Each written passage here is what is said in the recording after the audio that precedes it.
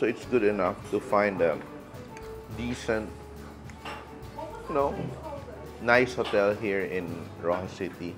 We're here at San Antonio Resort and Cafe Felisa. They have a very modest breakfast buffet, but it's good enough. Yeah. The Dumulog Fish Drying Community, dito matatagpuan yung paano ang fish drying. Dito rin pinuproduce ang dried fish. Iba't ibang klaseng isda yan. So eto, nandito tayo sa isang station and you will see ito yung mga, ano ba ito, mga traps or mga fish pens, and may kubo sila, no? Parang resting place in case na kailangan nilang pahinga. Or some people stay here kasi binabantayan din nila yung kanilang mga fish pens.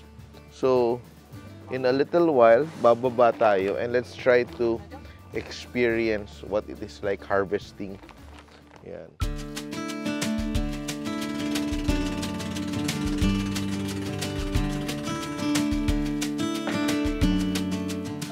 And eto na! Oops! Confidence is key. Yan. Yan, oh. Oops! Dapat balance. Hey! Yan, okay. Umiyak na yung fish pen, no? Sorry po! So ito, bakit may patayang isda? Hindi, pagkain niya yan. Ah, pagkain ng ating, anong alaga natin dito? Lapu-lapu, sir. Lapu-lapu. Walang pula dito. No, puro itong... Oh, kasi yung pula kasi dapat mga nasa sobrang lalim yun eh. Kaya mas mahal siya bilhin. Ito yung feed of farm. Ito siya, saan yung binibenta? Sa kuan man. Kung may mga shipment Manila. Papa Manila. So ito siya, a lot of the seafood that comes from here goes to Manila, goes to Boracay, and of course, the cities, no, na malaki yung consumption. And ito, ang ating ito yung malalaki, no? Pwede ba tayo magtingin na? Pwede, di ba? Ano katagal ba from fish fry? Pumalit? 1 year. So medyo matagal talaga yung effort, kaya may kamahalan din talaga yung ating lapu-lapu. Ito kasi yung isa sa pinakamasarap na isda. Pati yung mga live, pinapadala nyo live, di ba? Oo, buhay. Buhay talaga. May tuyong pa din na. So para palang natural environment talaga sa dagat yung nasa loob, no? Yan, no? Ibang klaseng isda naman yung iba eh. Look at that, oh.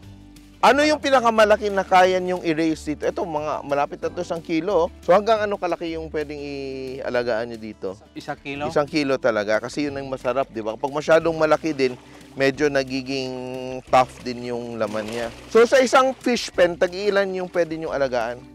Sa isang ganito? Oo.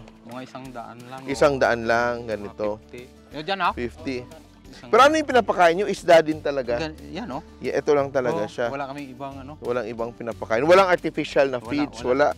So natural pala talaga. Yan, oh. Grabe.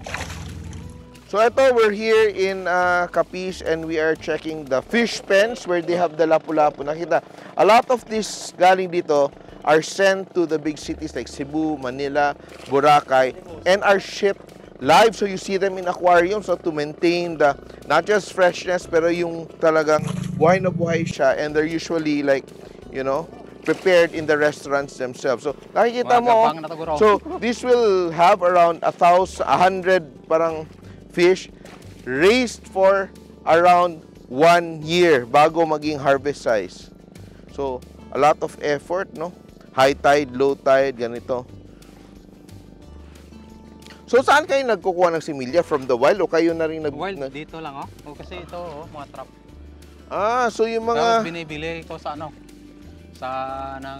nang kumukuha. Magkano yung isang maliit? By 100 ba yun? Hindi man. Depende sa laki. Sa laki? Oo. Yung maliliit, bili ko 30. 30 pesos. Oo. So malaki din yung puhunan pala. Oo.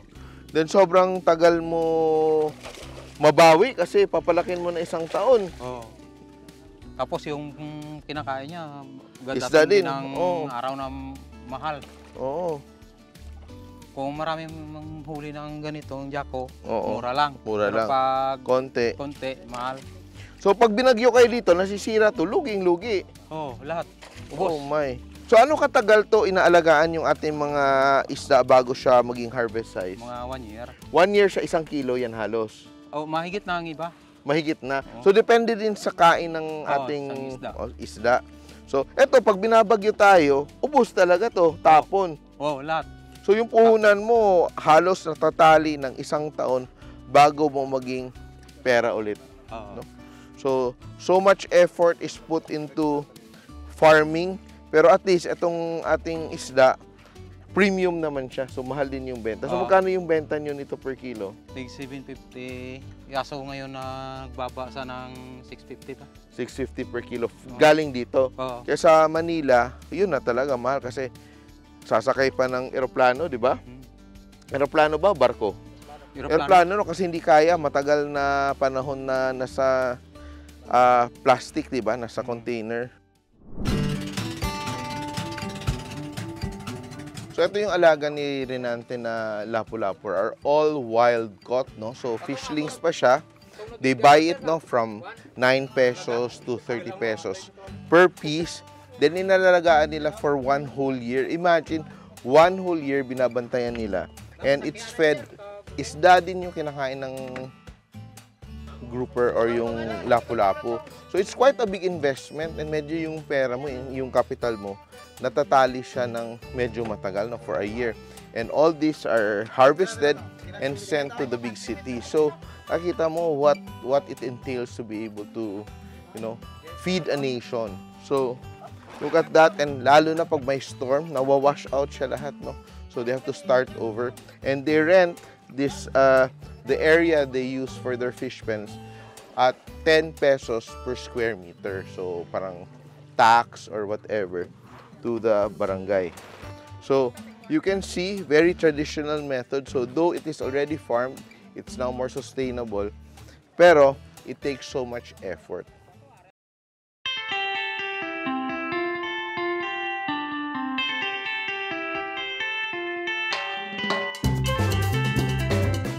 Welcome to Pacho Beach. Ito, Barangay Basiao, Ibisan, Capiz. Look at that. O, di ba? We welcomed ourselves here, and ito ko aking shoes. Yan. Hello! Ito, talagang super fresh. Hindi ka nagkakamali dito. Ganun talaga pag kumakain sa dagat, di ba? Ihaw lang. And asin lang. Wow. Chef, magluluto siya ng sweet and spicy dilis. Ngayong umaga ay magluluto ako ng dilis boneless, sweet and sour and spicy. Ito ang ating mga ingredients. Yung 1/2 kilo na dilis boneless. Tapos dried. Tapos yung suka or vinegar. Ang vinegar natin is 1 cup. 1 cup na sugar. 15 pieces of calamansi. Garlic. Na fried? Na fry. At saka Sili. sili. So, ang gagawin natin una... So ito produkto dito. Yes, sir. That's number 1 namin nga. Namin mga produkto dito sa Basiao. Ito ang number 1 livelihood ng mga kababaihan. So ito, ang ganda ng pagkagawa kasi, di ba? Oo. Wala na siyang ulo, then Oo. boneless. Oh, yes. Ito, by hand to ginagawa, Yes, di sir. ba? Oo. So isa-isa, binoboneless, at saka dried, so ready Dried. to fry, no? Yes. Opo, sir. Kaya gumawa ng rellenong ganito? Pag dried siguro, sir, hindi naman siguro siguro, pag mayroong ingredients, nalalagyan natin ng rellenong ingredients, pwede na siguro or ingredients. Sige. Sige. Sige. Tapos, magdi-deep fry tayo ng ating Ito. dilis.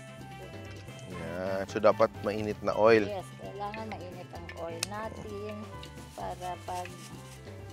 Ito lagi nitong inuulam to kasi masarap to yung gagawin mo eh. Oo. Luto or kain, pero Luto. kasi hindi siya maalat ha. Malasa pa rin siya maalat. Hindi. Mm. Hinuhugasan lang sir ito sa dagat. Dagat. Wala na mga asin-asin. So ito dapat hindi masyadong mainit kasi mabilis din masunog, di ba? Oo. So, tama Kailangan lang yung tama lang ang init. ang init na.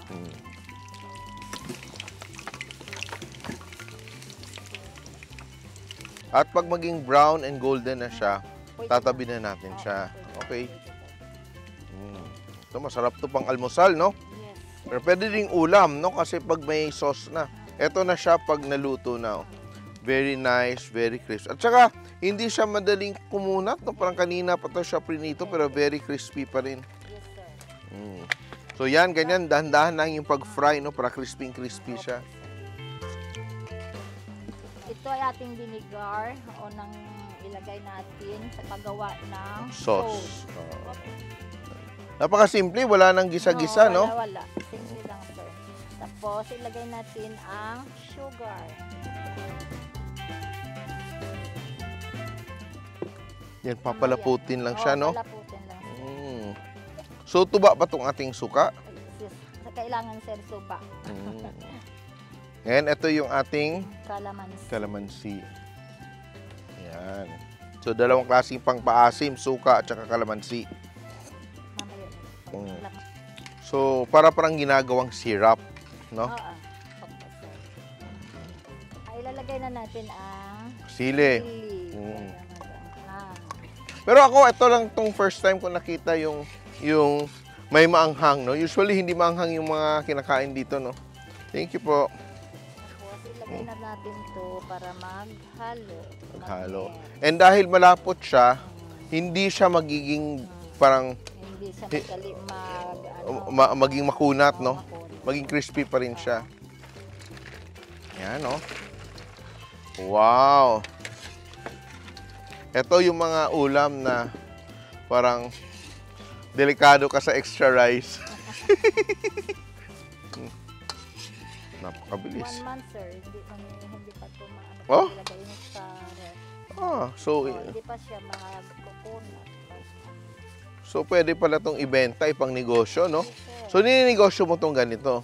kung may mag-order. Mag-order. Kasi mahal naman. Mahal. Magkano bang kilo ng ating dilis? Baby sa ngayon, 800. 800. Pero sobrang dami naman ng 800. So, Diba? Parang- 50 grams ito, sir. Oo, di ba? Ilagay na natin to sa ating finished product. Finished product natin, oh.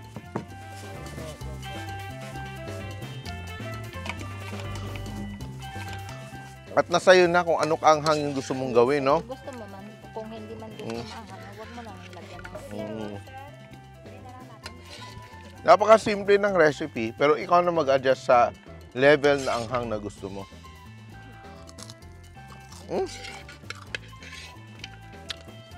Sarap! Crispy pa rin siya, no?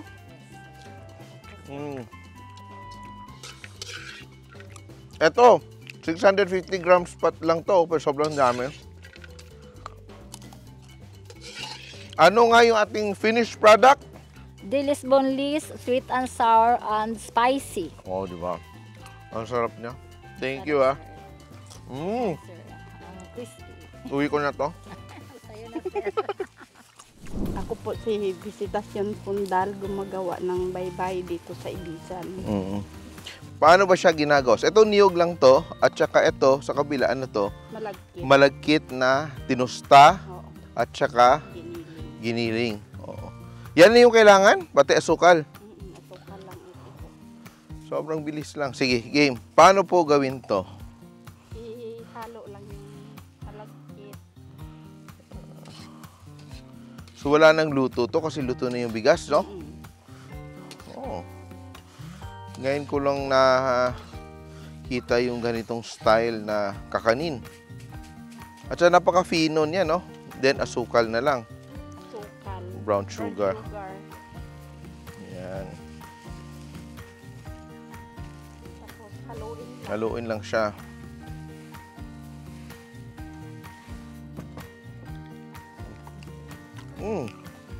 Yung taste ng malagkit na tostado, parang pulburo, no? Napaka-fino. At saka para siyang espasol. Sige po, tuloy natin. Kung na-excite akong kainin yan, ha? Sarap niya, no? Di pa, ito pa lang, ha?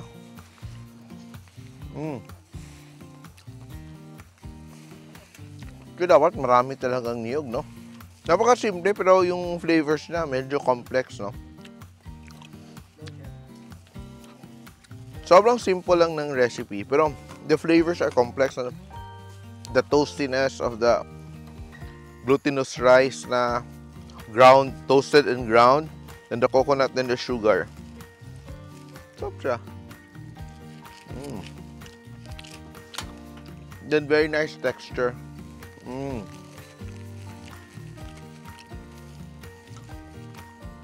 And you will notice, no?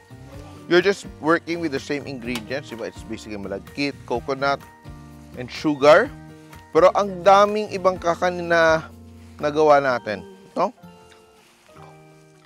And this one is medyo unique. Hindi ko nakikita to sa ibang lugar. This one is very unique. This is the first time I've seen anything like this. Pero using the same ingredients sa ibang mga kakanin. Very nice texture. And ito, bayi-bayi. Then, nakatikim din kami ng inday-inday. So parang reference sa babae. Kasi babae lang naman siguro gumagawa ng kakanin, no? Ito, my next step of the process pa siya. Ito yung medyo nakakapagod yung pag-pound ng ating mixture ng malagkit, niyog, at saka asukal. Yan. Yan, gaganon mo na.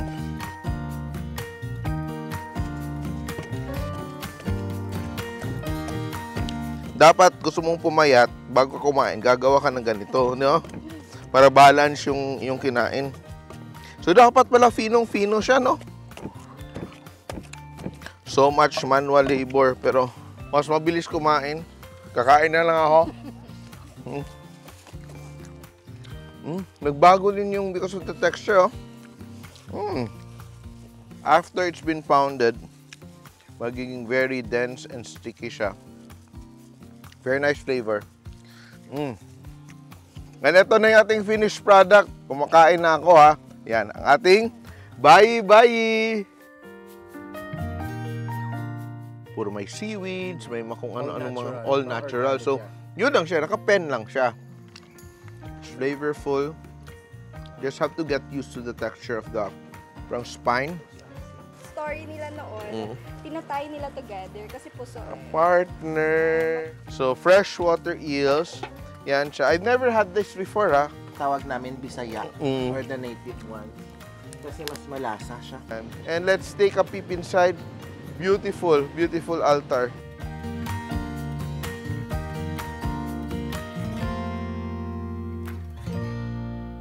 Simple.ph. Living made simple.